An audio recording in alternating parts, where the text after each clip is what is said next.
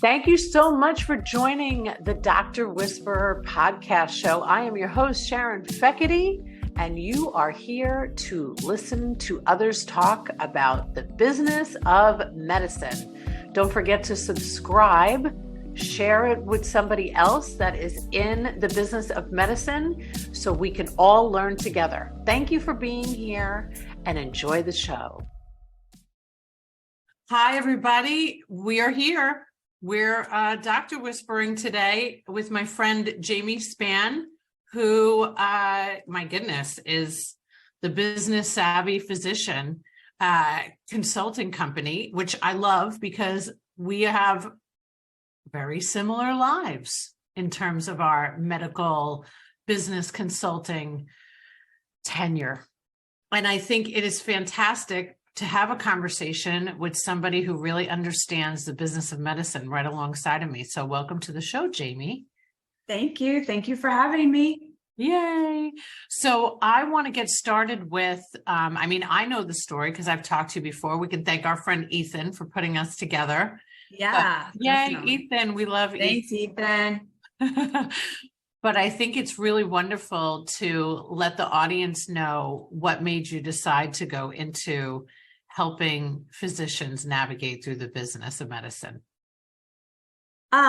Well, so I think the main reason is it started with my dad. My dad's a maxillofacial surgeon. He's retired now, a couple of years out, but he was in private practice his whole career. And so I guess I've always been around physicians. I didn't think anything different of it. I didn't know how different they kind of were till I got into medical sales, but my dad, typical surgeon, right? So he's a fabulous guy and he's a good surgeon and he tried really hard and he was in private practice his whole career. He was a trauma specialist. So he kind of worked by the hospital and was the one who got called in the middle of the night all the time. So we always went in the middle of the night to the hospital. My parents were divorced. So, and we saw dad all the time. And so, if we were staying at his place, he got called in, we'd go sleep in the doctor's lounge, got the nice warm blankets. That was kind of our story. And so as I got older, I saw, how hard he worked and how, he had to figure out how to be a private practice physician on his own. He didn't know there were consultants, and I don't know if there were back then. I assumed that there were, and he just didn't know that was a thing. And I wish he had, because, it was a lot of struggling and stress on his end. And, even like times changed, and they're still changing, but he, had to navigate hospitals trying to keep everything in-house and how he could still, have a career and do all that. So then I got into medical sales after college. And so I just got to meet a lot more physicians. Some worked for hospitals, some didn't. And I kind of saw the difference, and I just was working with them constantly, trying to help them. And after a time, I just realized, I just have a passion for helping my private practice physicians, especially now that there's not near as many as there used to be back then. And so I decided to start Business Savvy Physician to try to help my private practice guys. However, when I started Business Savvy Physician, I had a totally different, game plan at the time. So let's hear that. So I had one too. So we'll compare game plans. Let's hear what yours was. Well, so when I started business, my original plan was to have an online video library, right? I wanted an online business video library to help my doctors figure out just basic business topics through short, videos that were like 30 minutes or less, and that they were done by their peers, because, physicians, they just like talking to their peers. It's just the way it is. So I got doctors to do it. And then I also had some industry experts. So my plan was to have this fabulous kind of business library, kind of like, oh gosh, I'm drawing a blank on the thing with all the videos, not YouTube, but like, like just a video library. No, we're with you. We library, right? Yeah. And my plan was to sell it, to the residency programs, and have residency programs, and also just newly practicing doctors, watch it whenever they needed. They could speed up the speaker. They could go to the certain parts they wanted.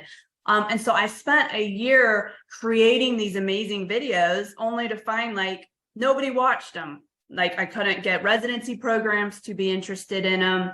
I thought they'd get subscriptions for their residents and then have the residents be able to access them on their own, not during their, not take away from what they're learning, but also help them, right? As a way to help them learn the business. Because they don't teach it in business, in med school or residency, which is crazy to me.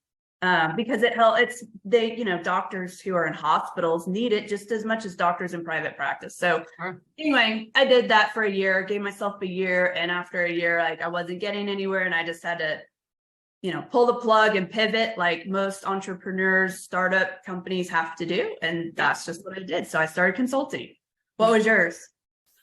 Well, I really just had a vision that I used to call it the dream team, that I was going to hire a dream team, which is ironic because now that is one of the names of my talks when I speak at medical conferences. It's called Hiring a Dream Team. And I really thought that I was going to have these little minions, these other doctor whisperers roaming around doing what I do. And it turns out that you really have to understand the business. You have to understand I'm not a doctor, you're not a doctor.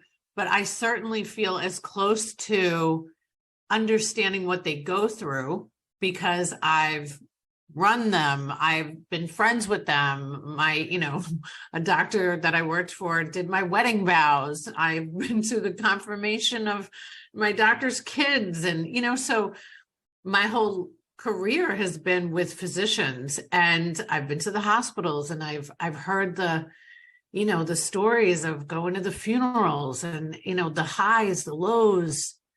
And then I was the only one that really understood business. So I couldn't find people. I couldn't find the dream team. So now when I do a talk about hiring a dream team, because that gets me in the door to the medical conference. And then I go, oh, guess what? No such thing. That's funny, yeah. There could be. It takes a minute. It's hard to find.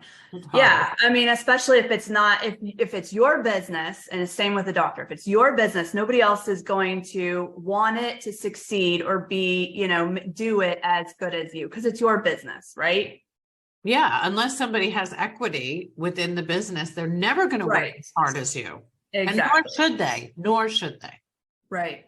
Now that's funny you say you called it a dream team. So I tell my doctors, I like them to have their own board of directors, right? I think they should have their own board of directors to run all their ideas by. So, have your CPA, have your financial advisor, have your banker, have that friend or family member you fully trust their opinions and ask them. So when you get, asked to invest in these things or you have a new idea, run it by all your people and make sure that they all think it's a good idea before you go jump into something and do it. Right. The only thing I would disagree with is I would never have a family or a friend on that board. Yes. Well, I do see that. I agree. I thought about that when I said that. I'm like, well, it takes the special person, right? There's a few that probably could get away with it, but you're right. You really want people that are willing to tell you the truth. And sometimes it becomes very difficult, especially with all the nepotism running around the workplace, right? Right. Yeah. Or who are not jealous of where you are, right? Yes. And want to get money from them, for their own thing. So I get it. I agree. Yeah. So it's wonderful what you're doing because my goodness, they need it so desperately. And, when we had our first conversation, I think I was like, oh, so refreshing. There's somebody I can refer business to. That was the first thing I thought, because I really I know you feel the same way. We want them to succeed. We want the doctors watching to succeed. And the only way sometimes to succeed is to realize, I equate it to therapy, right? I just posted today, asking for outside help is a sign of courage and strength versus the opposite. Totally agree. Right. And it's crazy how especially doctors, I don't know why that is. And really, I guess it's just people in general. You're you think asking for help is weakness. And I was that way too, really. It was hard for me to learn to ask for help, but starting this business, I've really had to learn, like, I don't know it all. And there's a lot of people who have already been there, done that. So just like I'm doing for doctors, like, let me help you. I've been there, done that, and worked with so many other physicians who have gone through what you have. And I saw them succeed and I saw them fail, and I've learned from their mistakes too. So, I mean, and again, it's the same for, I think, everybody, not just physicians. So what do you think, Jamie? What do you think the doctors struggle with the most in terms of business? If you were to pick one out of, we know there's a lot, right? Because they're put on this earth, I feel like, to help others, to save people's lives. And that's, if they could only focus on that, wouldn't that be a wonderful world? Right. So I feel like they struggle with the most. Yeah. So, I mean, that's a great question. And I think it changes from when they first start a practice to kind of later on in their practice, right? And so I work with a lot of kind of newly practicing physicians.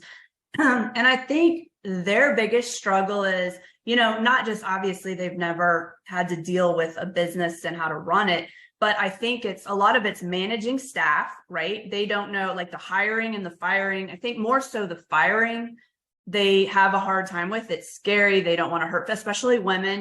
They've learned they don't want to upset people and hurt feelings and stuff like that. Like this one doctor who I started working with her 6 months into her practice, and we've been there, and she's been fabulous, and she's grown like crazy. And I'm so proud of her. She's a pain management physician. And, but this is something we talk about all the time. And she's learned over, she's probably been in practice now, I'd say a year. And she's not letting the emotions of firing people bother her as much. Mm-hmm. She's just like, it's business. It's just the way it is. I'll find somebody else, but that was something hard for her, learning how to hire and fire people and managing staff, which she hates doing, which I'm like, it's time to get yourself an office manager. Like, then you don't have to deal with this. But, when you're first starting out, you don't have that luxury. So they've got to kind of take that on. Well, it's definitely what I would say. It's hiring,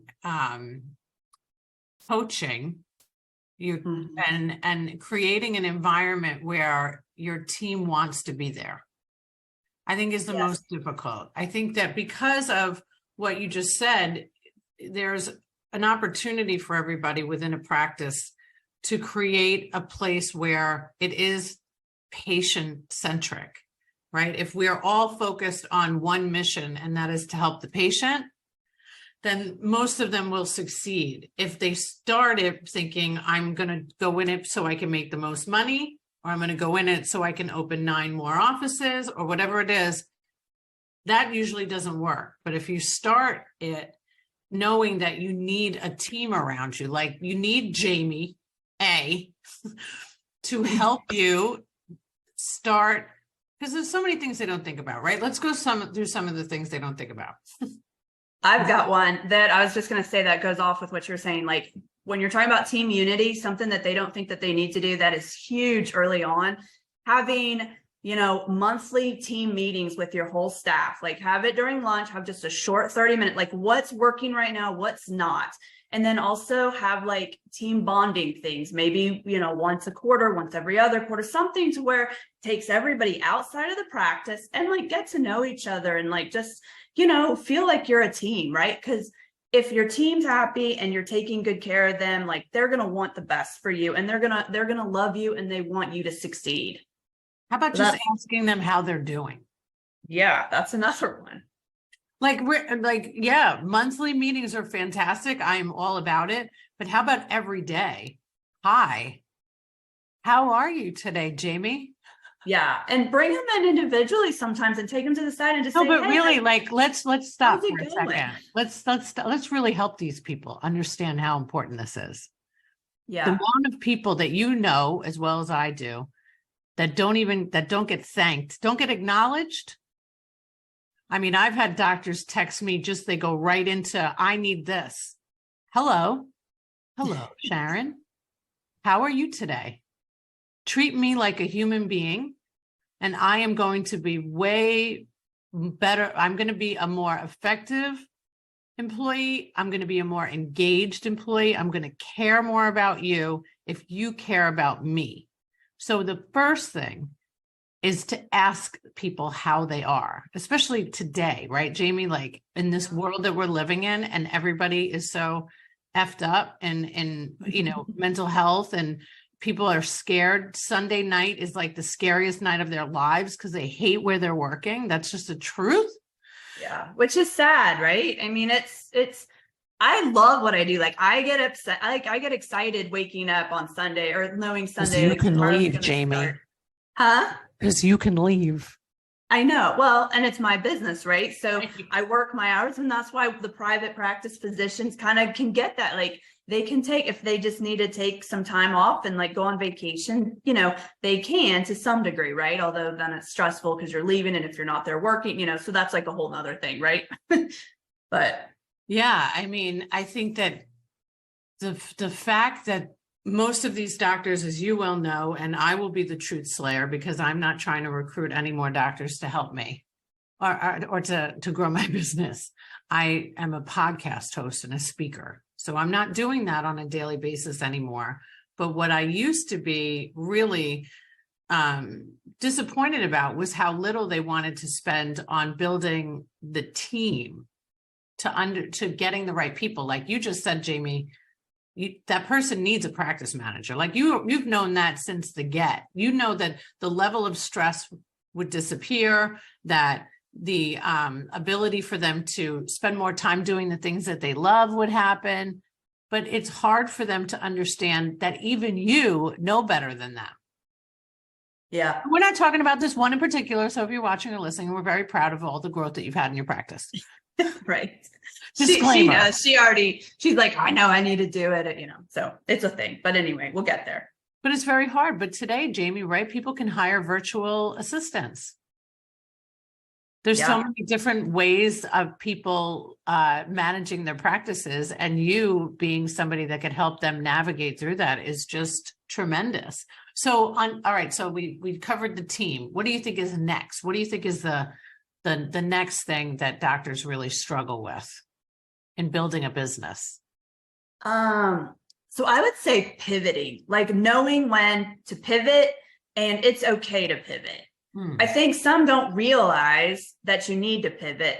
And I think, and again, with this, in fact, there's a doc in Texas I'm working with, and I'm like, you're kind of still running your practice as a really small, 5-person team, right? But you're not. You're like, you have 20 employees, right? That's a good size private practice, and you're growing like crazy. So we need to tweak some things, and we need to make some adjustments on, maybe it's time to hire more manager type people, like your head clinical person and a head, you have your office manager, and then you have more just more manager type people, or just people in different places to kind of help make things run smoother. You're just too big of a practice to have things the way they're going, I guess is. You're right. Putting systems in place. The same thing happened when I ran the last practice that I was in. I walked in, I think they had 25 employees when I started. When I left, I think they were at like 35. Wow. We had opened a second location. And I came in and I said, okay, I need a finance manager. I need a billing manager. I need a front office supervisor. I need a clinical supervisor, because I don't have all those skills. As the practice manager, I want to focus on building the practice, growing the practice, dealing with the rent, or hopefully not rent. And hopefully we're working towards owning, thinking about, right? The accountants, the lawyers, the malpractice, all those things we don't like to talk about. Right.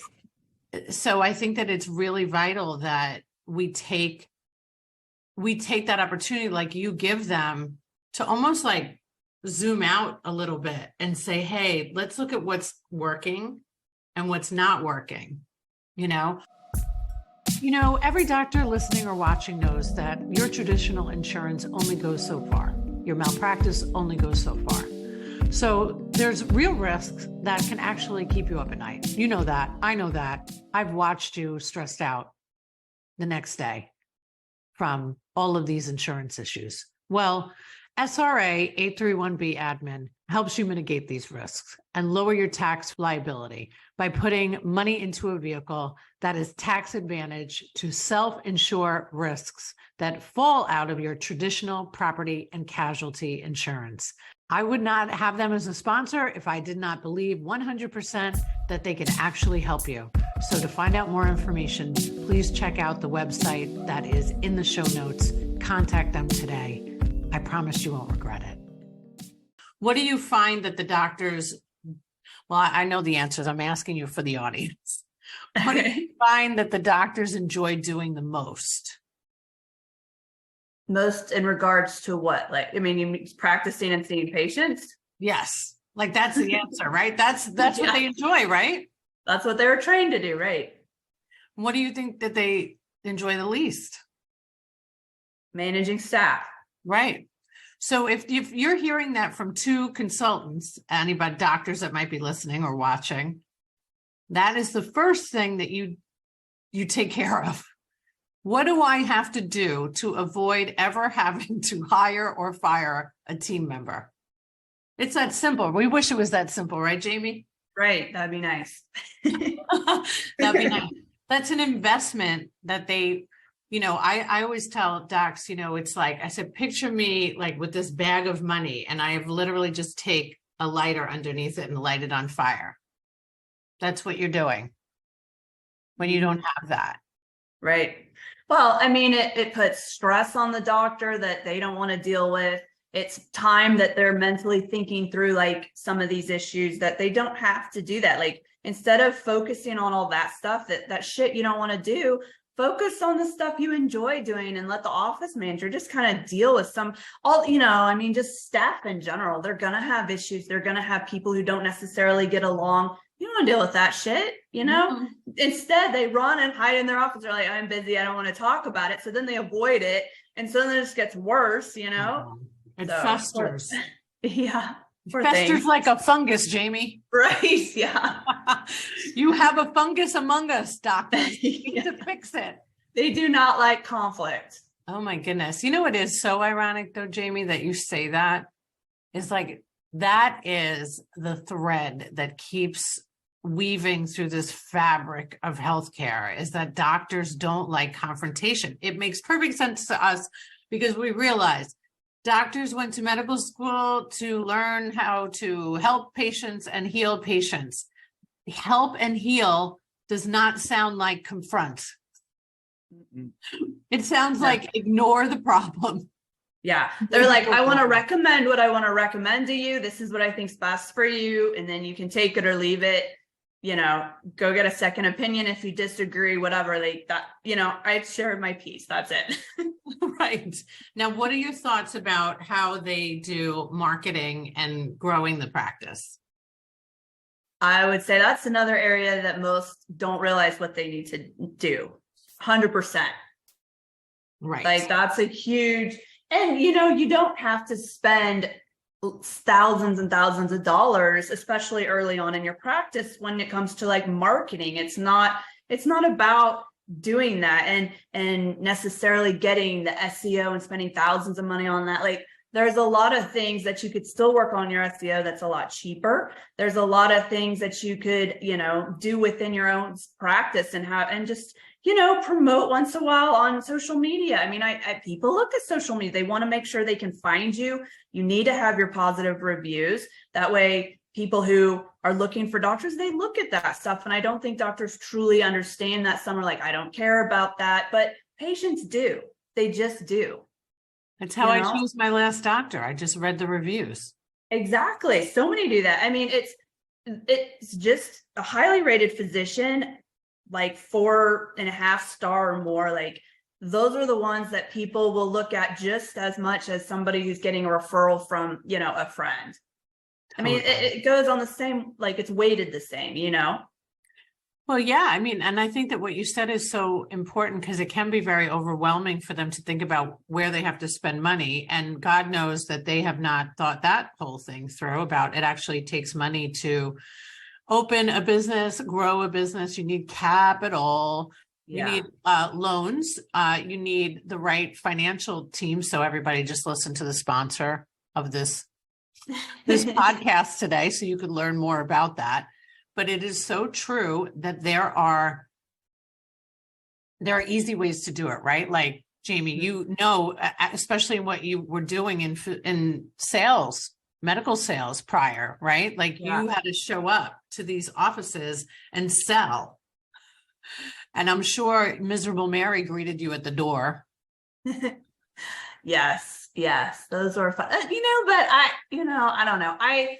As a medical sales rep, as a female, like there's not a lot of medical sales reps who are female. There's just not near as many as there are men. So from the start, it was a lot harder, especially, a lot of front desk people are women.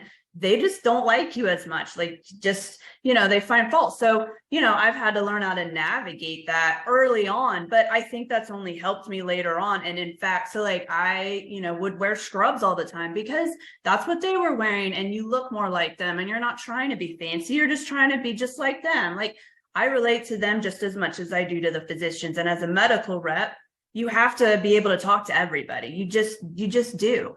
And that's something that's so important. And so I actually take that same philosophy to my female physicians, and say, like, when they're, especially early on, when they've got to go market themselves as a physician too. Like not everybody loves to do that, but you have to book out time, especially early on in your career, whether it's, once a month, once a quarter, book out like a few hours in the day to go out and meet these other referring physicians. They want to meet you. You're the one who's seeing the patients, not your front desk person, not anybody else. You need to. And if you're having a hard time getting back to see the doctor or the mid-levels, I say, stop looking nice. Put your scrubs on and go out and see them. You look more like them. And you don't seem so intimidating.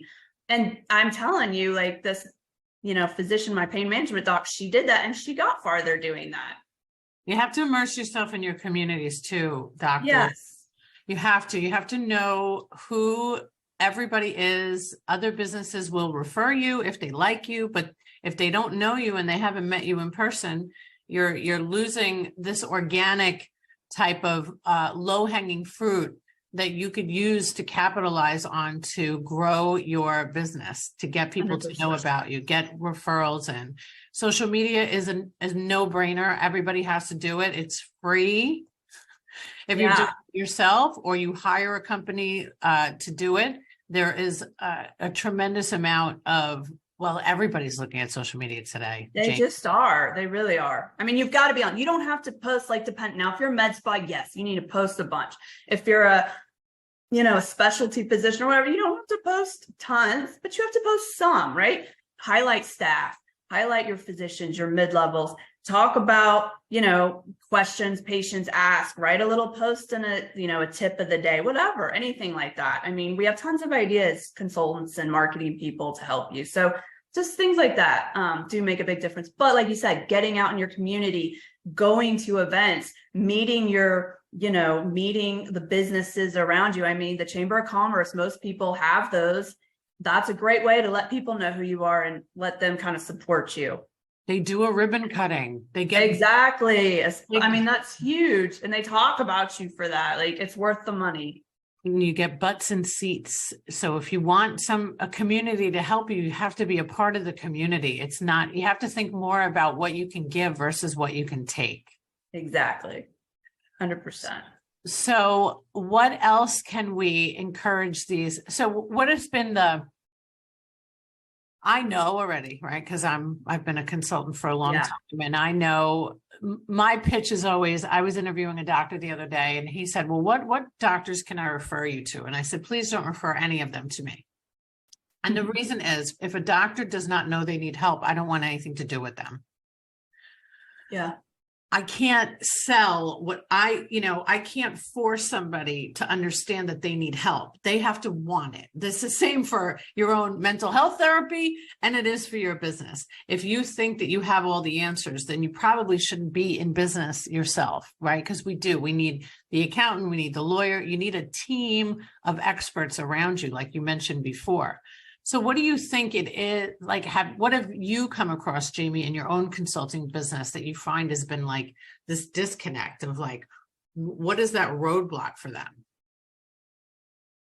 I mean, I like you said, if the doctor's not open to getting help, knowing that and it's not that they don't know everything. I don't want to say that they don't know everything, because they know a lot, but there's no reason that they would know business if they didn't have, undergrad business classes or whatever. So they shouldn't expect to be able to know that stuff. They could still be business minded, but still not know everything. And I just think that if they're open to getting or wanting and knowing that they could get help, they're going to succeed so much more than the person who, like you said, I don't want to have to talk somebody into, needing help. Like if you don't want to do it because you don't want to spend the money, even though I've shown you that I could make your money back, within a few months, like if you don't see that, then there's, then I can't help you. Or I shouldn't want to help you, because like I want doctors who want it for themselves too. Like, I'm not going to do all the work for you. You need to be able to work, and we need to do it together. We kind of like, I have this done with you package that where I will help you and guide your team, but they have to be able to help do things too. Like it's doing this together to make you succeed. Jamie, do you know how to do heart surgery? No. Yeah, me either. Jamie, do you know how to do Botox? No. Me either. Had it a lot, but I haven't. Right. I don't know how to. I have a 19-year-old that, man, oh man, when he had a cold, I didn't know what to do. When he was a kid, I was like, oh, I better take you to the doctor. Yeah. Right. We have to. I remember that early on too. I was like, oh God, she's got a runny nose. She's a baby. Is this okay? I have no idea what I'm doing. Help. Right. Let's take them to the professionals. And I think for whatever reason, because I'm going to call a spade here, because I get to do that. It's my show. Yeah. Works out better that way. Yeah. If the doctors realized that they don't know everything, that they realize that we have to rely, like I have an accountant, I have a bookkeeper, I have a lawyer, I have somebody that does my digital media. I have a whole team of people that help me run my business. Same. Right. You have to. You don't. And I think what is the most difficult, I don't even think it, I know it. These are some of the most brilliant people we've ever met in our lives, right, Jamie? They're amazing. Not even like just what they do for a living, but a lot of them are like, they're Iron Men or they're triathletes, right? They play the violin. Fun. They're so smart. They're just good people, like all around. Like, I love my doctors. The ones I work with, I love them. Yes, you love them so much, but you want to shake them. Yeah, sometimes. Get out of the way. Yeah, get out of your own way. Get out of your own way. That's it. That's the ticket right there, Jamie. That's what they have to do. They really do have to get out of their own way. And it's not like, I remember working with a cardiologist who also had his MBA. Nightmare for me. Complete and utter nightmare. I can imagine. That was bad. That was a bad gig. Wonderful human being, married to a neurologist, two great people. But man, like I really felt like this doctor doesn't want to see patients. He wants to be a business person because he's challenging me on everything. So I was going to say, so what did he hire you for? What was your goal? Like, no idea. Because that's why I finally left. I said, you seem to know more than I do. I don't want to have this back and forth. I'm not here to prove every move I make to you. Your patients don't do that. They don't challenge you when you tell them they need heart surgery. They're like, hook me up, mobile. Right? Yeah. Right. So what is that? I think it's great when there are physicians that want to become more educated in the business world. But how do I know? I know 100% for sure that the only way to know how to run a business is to do one thing, to actually run one. That's the only way you ever figure out. I mean, I've made mistakes, Jamie. I'm going to just assume you have too in your own business. Oh, yes. Right? Yeah, we all have, right? Of course. Again, it goes with the pivoting, right? Yes. You do something. If it doesn't work, we switch and do something else. I mean, it's no different. Right. We don't have as much. I'm really concerned about what everybody will think about us, though. Right. Yeah. There's a lot of that. It's very tough. It's very tough for physicians, in two regards, I would assume. One is that it's hard for them to give up control because they know so much. And the other is it's hard for them to give up control because they know so much. Yeah. Same. It's just tough. It's tough. And Jamie, you have been helping doctors for a while, and it's such a great investment. It is such a great investment. I have heard so many times my doctors say, "Where were you 25 years ago?" I'm like, yes. "Oh my God, I wish I was there 25 years ago." I know. My dad said that to me, and I'm like, and he never says that. I'm still like 5 years old in his mind, right? Of course. But he's like, where, that's too bad somebody like you wasn't around a long time ago. I'm like, well, they might have been. We don't know. But I mean, Right. Yeah. Because the broom, right? I always tell them, I go, the broom of the mess that I have to sweep up by the time I get there, of all of the bad decisions that you have made. And I'm sure that you are the brunt of it, right, Jamie? Like, you come in after we've tried this company, we've tried that company. Okay, I know, but now I'm here. Right. Now hired somebody that actually understands the medical industry and understands working with doctors. Let's do this. Or they're like, I've already tried that. Well, have you tried it, or have you thought you tried it, but maybe you just didn't try it my way because I understand more, I understand your staff, and maybe like I work with staff. Like, I don't just work with the physician. I work like with the staff directly and figure out what's going on. What are you thinking? Where are your hangups? Because they're the ones who are implementing a lot of this, right? So you've got to be able to work with everybody. Totally. And oh my goodness, just doctors know how hard it is for the consultant to come in that the staff hates. Oh my God, right? When you I first walk in and you do your little team meeting, whatever, and they're all glaring at you with the death eyes. Like, are you trying to get rid of my position? They hate you, and you're like, oh my gosh, this is going to be a long couple days, but it gets better. Well, so let's say this for the practice managers, especially. This was always my line. I would always tell them, listen, whatever your hang up is about me coming in, just get rid of it. I am an extension of your team. I don't want your job. Right. I've had your job, not interested in it, but I want to make you look good. That's my goal. I want to make you look good. Yes. And I'm going to show you how to look good. So stay there and let's do this together as a team. Right. Agreed.